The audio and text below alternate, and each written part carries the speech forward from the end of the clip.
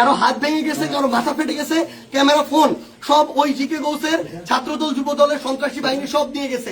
এবং আমাদের একজন ভাইয়ের চোখে রড দিয়ে যখন গুতা মারছে তার চোখ বের হয়ে আসার মতো অবস্থা, আরেকজনের মুখে রড দিয়ে বাড়ি মারছে। এই ভাইদেরকে এবং উনি আমার জেলা সেক্রেটারি এনসিপির, উনি একজন ভাইকে বাঁচাইতে গিয়ে রড দিয়ে উনার এই কনুই ভেঙে শেষ করে দেওয়া হয়েছে। আপনারা একটু কাছে নিয়ে আসেন, আপনারা যদি দেখেন যে এখানে ওনার হাতটার কি অবস্থা হয়েছে, এই জায়গায় মানে এটা ধরার মতো কোনো অবস্থা নেই। এখানে মাথায় এই যে রড দিয়ে প্রত্যেকটা জায়গায় বাড়ি মারছে।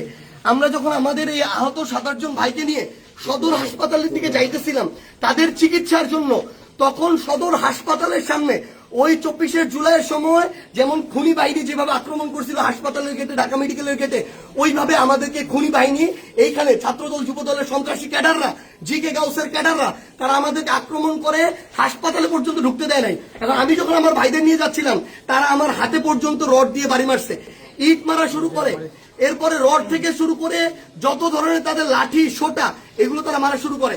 এবং ওইখানে আমাদের ছাত্র শক্তি, যুব শক্তির, এনসিপির অনেক ভাইকে তারা ওইখানে মানে ওই সবার সামনে ওইখানে পিটায়। এবং আমরা এখানে পুলিশ দেখলাম, আমাদের সামনে থাকা তো দূরের কথা, আমাদের সাথে থাকা তো দূরের কথা, এত বড় হামলার পরে তারা পিছনে দাঁড়ায় দাঁড়ায় নাটক দেখতেছে। এই ছিল অবস্থা।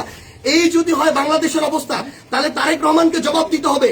এটা কি তারেক রহমানের সন্ত্রাসী বাহিনী, যেই বাহিনী মানুষের উপরে এইভাবে শুধুমাত্র দ্বিমত করার কারণে, সমালোচনা করার কারণে এভাবে আক্রমণ করতেছে?